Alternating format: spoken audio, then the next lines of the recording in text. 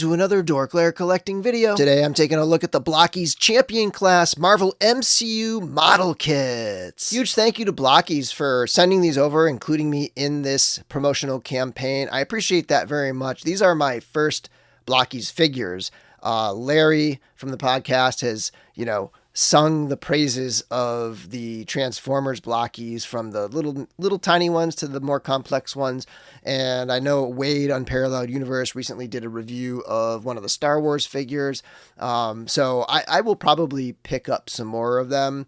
These figures are, this particular range, the Champion class, is $20 a piece, except for Iron Man, and that one is, I think, $28. I saw these on Big Bad Toy Store for those prices. I'm not sure if they'll be at retail, like Targets and stuff. I know some of their figures are at retail, and I'm not exactly sure the release date of these, but they are available right now, like to pre-order or to order online if you want to pick them up. Again, $20 each, and then the Iron Man is a deluxe figure.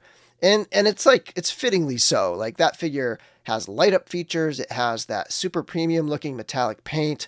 And it's just like a lot more going on than the other figures, though they all have a very similar build system and build, the way the articulation is and the way all the pieces fit together. They are all quite similar. The build process is pretty straightforward, pretty easy.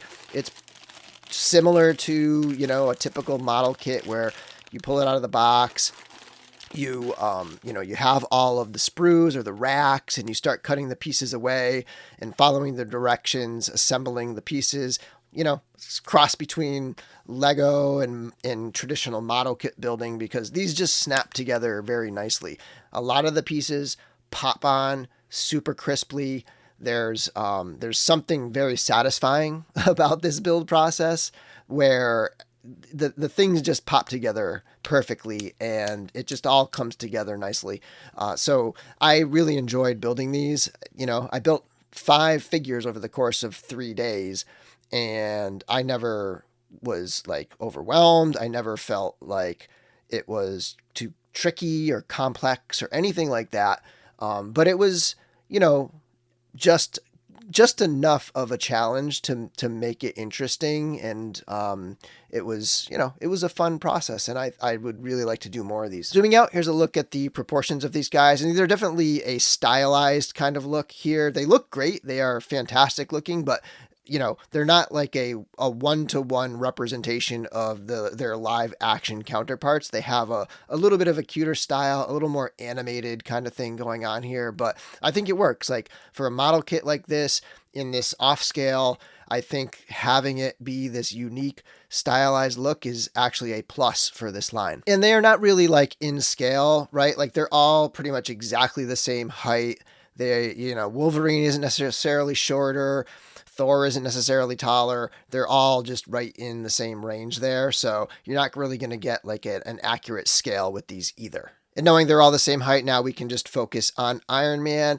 And he comes in just a little under 5.5 inches tall. And I don't have a lot of comparisons because there's not a lot that scales with them. But one thing that does actually fit in size-wise is the Jakks Sega line. So these actually look pretty good here. And then here it is next to a couple modern 5.5-inch Masters of the Universe style figures. On the left is a Formo Toys Legends of Dragonor figure. On the right is an Origins Buzz-Off. And even though it is out of scale with Marvel Legends, I know people are going to want to see what it looks like next to Marvel Legends. So here you have an MCU Deadpool and a comic Deadpool. So you can kind of see that it really is not in scale at all with the Legends stuff. And then just a quick look at each of the figures. Here's Iron Man.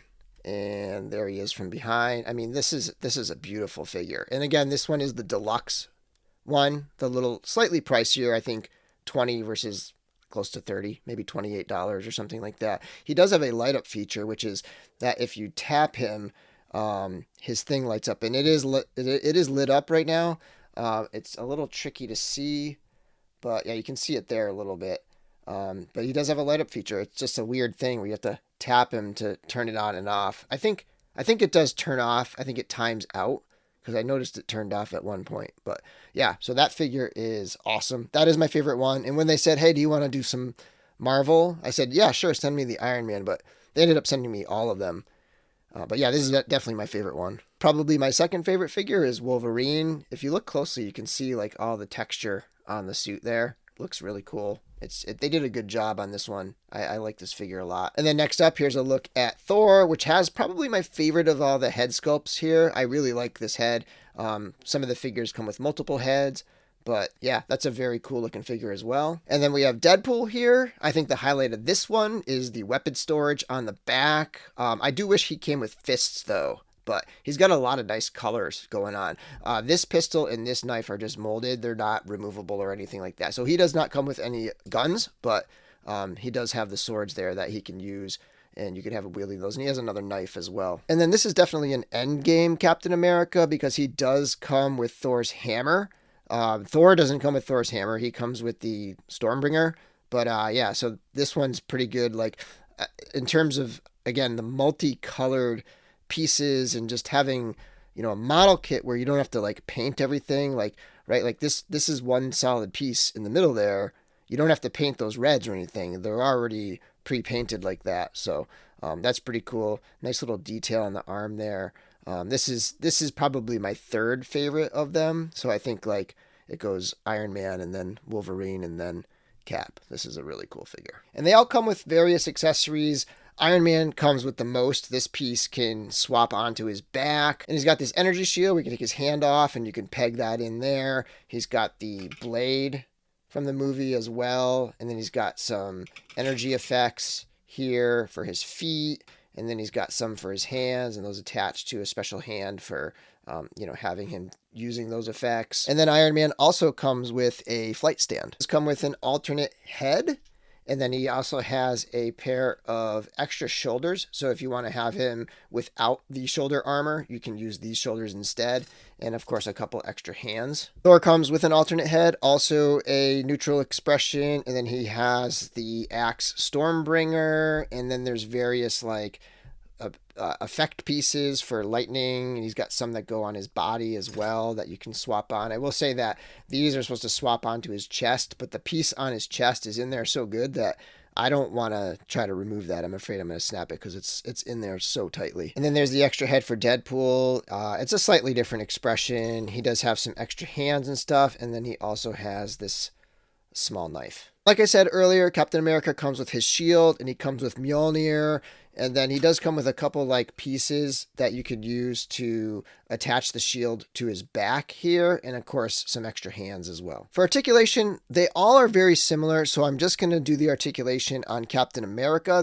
The one main difference is that Iron Man doesn't have articulation at the base of the neck. Otherwise, everything else is the same. But he does, and the others do have articulation at the base of the neck. So there's going to be a ton of good range because there's a ball joint at the top of the neck as well. So just a lot of great motion there in that head. And then the shoulders are on a butterfly joint. Okay. And so you can swing them, and all of the figures have butterfly joints there. And then there's a ball joint as well. And it can shift up and down depending on how you want to kind of pose everything. Arm can swing around. I mean, these things have amazing articulation. It's like pretty much all the advanced articulation. You got the bicep swivel, you've got the double jointed elbows, you have ball jointed wrists that have a hinge as well. So it's a hinge and a ball joint at the wrist. And then you have a ball joint at the top of the torso and one at the bottom. So he can kick back a ton and he can go forward quite a bit and side to side, drop down hips, pretty sweet there. So he can kick up a ton and kick back a lot. There's a twist up at the top of the thigh as well. Got that double jointed knee, goes all the way back. There's a twist at the ankle and then a rocker at the ankle as well as a hinge. And so, I mean, the articulation on these things is quite awesome. And they are a lot of fun to pose and they hold together really well. Some model kits, you start posing them and they start popping apart.